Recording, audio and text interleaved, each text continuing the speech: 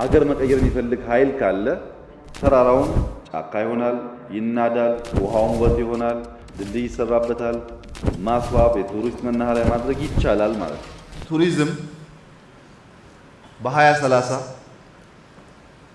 ቢያንስ 2 ቢሊዮን የዓለም ሰው ይንቀሳቀሳል ተብሎ ይጠበቃል። ምክንያቱም እስከ 4 ቢሊዮን ሰው ወደ መካከለኛ ገቢ አቅሙ ስለሚያድግ ከቦታ ቦታ ለትራንስፖርት ከፍሎ መንቀሳቀስ ይችላል። ከነዚህ ውስጥ 50%ቱ ቢንቀሳቀስ የቱሪዝም እንቅስቃሴ እስከ 2 ቢሊዮን ሰው ይጠጋል። ከመረጥናቸው 5 ዋና ዋና ዘርፎች አንዱ ሆኖ የወጣው ቱሪዝም ነው። የተመረጠበት ዋናው ምክንያት ዓለም ላይ በቱሪዝም ሴክተር የሚንቀሳቀሰው ሀብት መጠን በጣም ከፍተኛ ነው። በየዓመቱ 12.6 ትሪሊዮን ገደማ ዶላር ሀብት በቱሪዝም ዙሪያ ይንቀሳቀሳል። ይሄ ትልቅ ሀብት ነው። ከዚህ ሀብት ኢትዮጵያ ምን ያክል ትቋደሳለች፣ አፍሪካ ምን ያክል ትቋደሳለች የሚለው ደግሞ ቁልፍ ጥያቄ ነበር። ዴስቲኔሽን ግን ከተለመደው በስቶሪ አማካይነት ከተሸጡት ውጪ አዳዲስ ዴስቲኔሽን እምብዛም የለም። እሱም መፍጠርም ቀላል አይደለም። ዴስቲኔሽኑ ስቶሪውንም አሁን ሁለት ነገር ተፈጥሯል ዓለም ላይ። አንደኛው ኦቨር ቱሪዝም የሚያስቸግራቸው ሀገራት አሉ። ቱሪዝም ደግሞ ያጡ ሀገራት አሉ። ለምሳሌ ቬኒስ የምትባለው ከተማ 300 ሺህ ሰው ነው የሚኖርባት። በአመት ግን 30 ሚሊዮን ሰው ይጎበኛታል።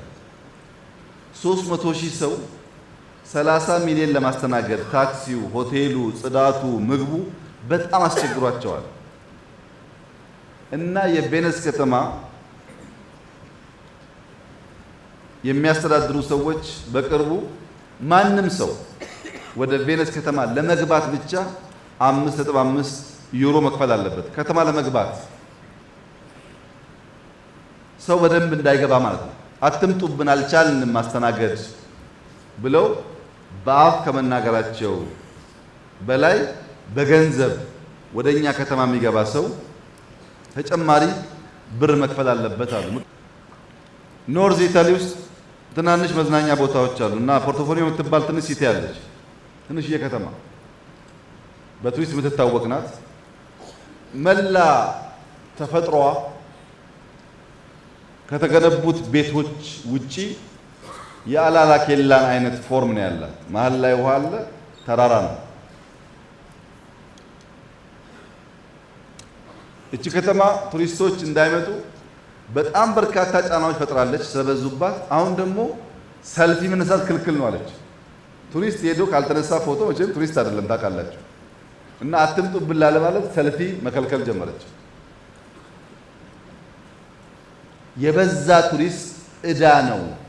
አቴንስ ብትሄዱ በጣም ከፍተኛ ችግር አለ። ሰው በዝቶ ይቸገራል። አምስተርዳም ደግሞ ከውሃው ጋር ተያይዞ ትላልቅ እነዚህ መዝናኛ ቦታዎች እንዳይገቡባቸው እየከለከሉ ነው። እንደ ኢትዮጵያ እንደ አፍሪካ ያሉ ጥቂት ደግሞ የኤዥያ ሀገራት ተጨማሪ የቱሪስት ፍሰት ይፈልጋሉ። ለምሳሌ ህንድ 194 ቢሊዮን ዶላር ታገኛለች ከቱሪዝም። 194 የኢትዮጵያ ጂዲፒ በብዙ የበለጠ ማለት ነው ከቱሪዝም ብቻ። ወደ 6.6 ጂዲፒዋ ፐርሰንት የሚሸፍነው ቱሪዝም ነው። 40 ሚሊዮን የሚጠጋ ሰው በቱሪዝም ሴክተር ስራ ይዞላታል። ለምሳሌ አሜሪካን ብንወስድ በአመት እስከ 215 ቢሊዮን ዶላር ታገኛለች።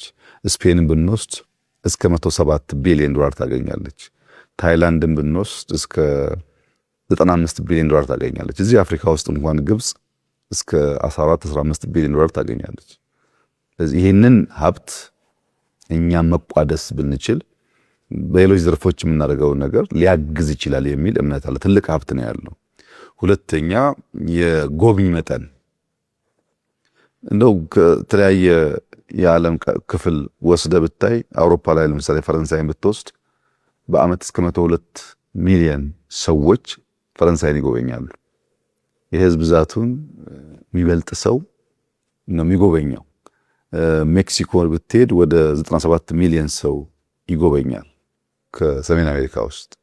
ወደ ኤዥያ ብትሄድ ማሌዥያ ብቻ 39-40 ሚሊዮን ሰው በአመት ይጎበኛል። ወደኛ አህጉር ስትመጣ አፍሪካ ላይ ሞሮኮን ብትወስድ 19-20 ሚሊዮን ገደማ ሰዎች በአመት ሞሮኮን ይጎበኛሉ። ይህ ቁጥር ቀላል ቁጥር አይደለም። 10 ሚሊዮን 20 ሚሊዮን ሰው ጎብኛለ ማለት ለምሳሌ ሊጎበኝ ከመጣው 20 ሚሊዮን 10 ሚሊዮን የሀገር ውስጥ ምርት የሆነውን ጫማ ወይም ጂንስ ቢገዛ 10 ሚሊዮን ጂንስ ፓክ አድርገህ ኤክስፖርት አድርገው ሌላ ሀገር ከመላክ ራሱ ሸማቹ መጥቶ ካንተ ወሰደ ማለት ነው።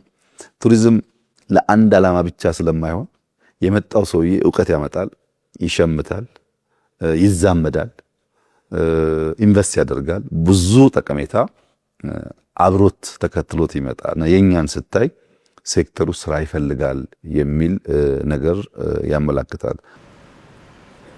አዳዲስ ዴስቲኔሽን እየፈጠርን ስንሄድ በቀደም በዌልዝ እንዳያችሁት የማናቃቸው አዳዲስ ሀብቶች እየፈጠርን ሰው ስራ እያስያዝን ግጭትና ጥላቻን እየቀነስን ለመሄድ ያስችላል። ምን ከሆነ ፖዚቲቭሊ ቦታችንን ካየንና በዚያ ልክ ከሸጥን በምን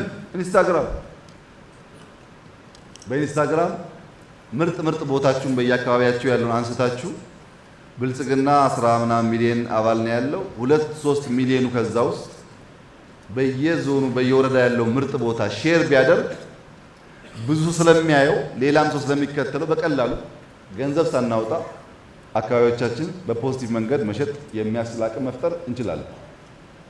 ሀገር መቀየር የሚፈልግ ኃይል ካለ ተራራውን ጫካ ይሆናል፣ ይናዳል፣ ውሃውን ውበት ይሆናል፣ ድልድይ ይሰራበታል፣ ማስዋብ የቱሪስት መናኸሪያ ማድረግ ይቻላል ማለት ነው።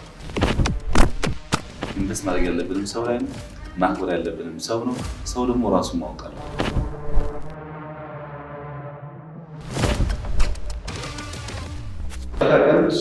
ስፔሻሊ ኢትዮጵያ ከአረባት ያላት ነገር ሳይል በኋላ እነሱ ሀገር ኢንቨስትመንት እያደገ ስለሆነ በርካታ ሰዎች በርካታ ሀገራት ውሃዋን በጣም ብዙ ሁኔታ አላቸው። ከሀያ ዓመት በፊት የአፍሪካ የሚባለው ሀገር 5 ነው። አሁን 9 ደርሷል። ኢትዮጵያ ትበለጽጋለች፣ ትለወጣለች። የኢትዮጵያ ሬኔሳንስ እውን ይሆናል።